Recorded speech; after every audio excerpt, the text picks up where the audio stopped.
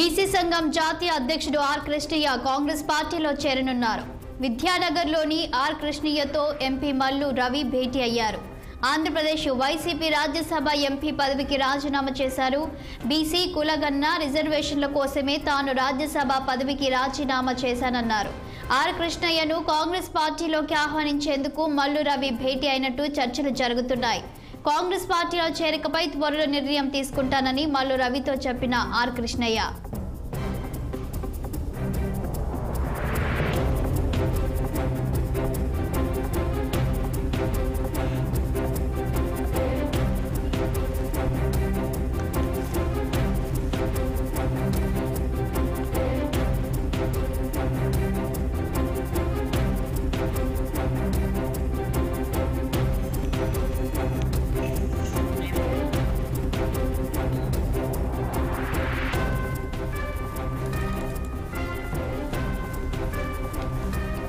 BC సంఘం జాతీయ అధ్యక్షుడు ఆర్ కృష్ణయ్య కాంగ్రెస్ పార్టీలో చేరనున్నారు. విద్యానగర్లోని ఆర్ కృష్ణయ్యతో ఎంపీ మల్లు రవి భేటీ అయ్యారు. ఆంధ్రప్రదేశ్ వైసీపీ రాజ్యసభ ఎంపీ పదవికి రాజీనామా చేశారు. బీసీ కులగణన రిజర్వేషన్ల కోసమే తాను రాజ్యసభ పదవికి రాజీనామా చేశారన్నారు. ఆర్ కృష్ణయ్యను కాంగ్రెస్ పార్టీలోకి ఆహ్వానించేందుకు మల్లు రవి భేటీ అయినట్లు చర్చలు జరుగుతున్నాయి.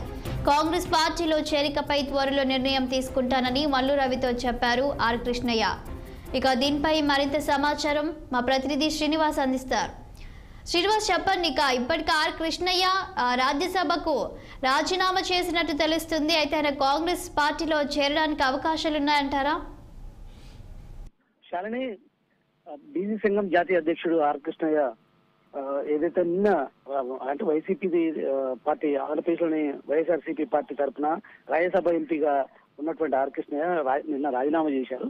ఈ నేపథ్యంలో కూడా ఈ రోజు ఆర్ కృష్ణయ్యతో కూడా ఎంపీ నాగర్ కర్నూలు ఎంపీ మల్లు రవి ఈ రోజు విద్యానగర్ లోని ఆర్ కృష్ణ ఇంట్లో భేటీ అయ్యారు. ఈ నేపథ్యంలో కూడా మల్లు రవితో భేటీ అయిన నేపథ్యంలో కూడా మల్లు రవి కాంగ్రెస్ పార్టీలోకి ఆర్ కృష్ణయ్యని ఆహ్వానించారు. ఈ నేపథ్యంలో కూడా ఏదైతే తాను బీసీ కులగణన అదేవిధంగా మరొక బీసీ అంటే బీసీలకు ప్రాధాన్యత చట్టసభల్లో కూడా బీసీలకు మెజార్టీ ప్రాధాన్యత దక్కాలనే ఉద్దేశంతో నేను రాజీనామా చేశాను.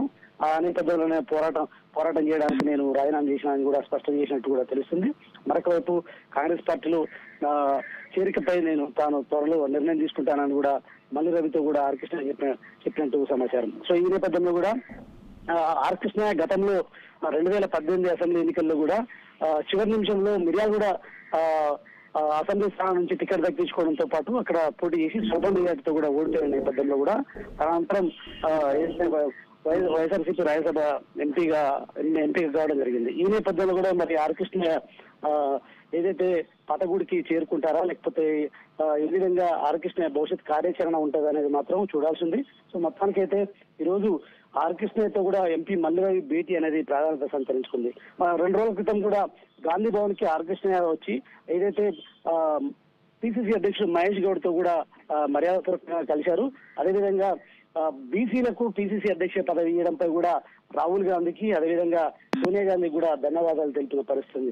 సో ఈ నేపథ్యంలో కూడా దేశవ్యాప్తంగా రాహుల్ గాంధీ కులగణనపై కూడా చేపట్టిన ఏదైతే అంశాలపై కూడా రాహుల్ గాంధీని కూడా మెచ్చుకున్న పరిస్థితి ఆర్ కృష్ణయ్య. సో ఈ నేపథ్యంలో కూడా మరి ఆర్ కృష్ణ కాంగ్రెస్ పార్టీలోకి వస్తారా రారా అనే అంశం మాత్రం త్వరలో తెలుస్తుంది. అయితే ఆయనకు ప్రస్తుతం రాజకీయాలకు దూరంగా ఉంటానని కూడా చెప్పినట్టు తెలుస్తుంది. అంటే ఇటు బీసీ ఉద్యమంలోక బీజేపీలోక అనేటువంటి వార్తలు కూడా వస్తున్నాయి. దీనిపై మీ వద్దున్న సమాచారం ఏంటి?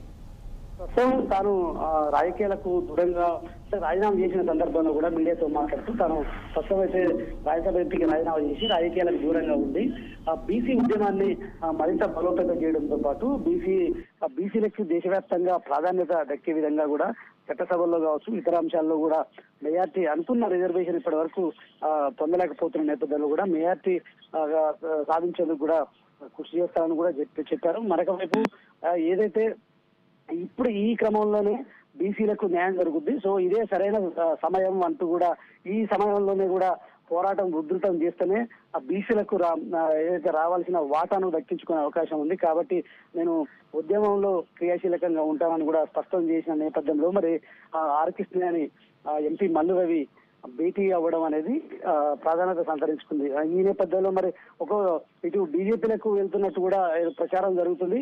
సో మరి ఆర్కెస్ట్రా బీజేపీకి వెళ్తారా, లేక కాంగ్రెస్ పార్టీలోకి వస్తారా, లేదంటే పార్టీ రాజకీయాలకు దూరంగా ఉండి బీసీ ఉద్యమాన్ని నడిపించేందుకు కూడా భవిష్యత్ కార్యాచరణ ప్రకటిస్తారనేది మాత్రం చూడాల్సిన అవసరం ఉంది. Okay, thank you Srinivas.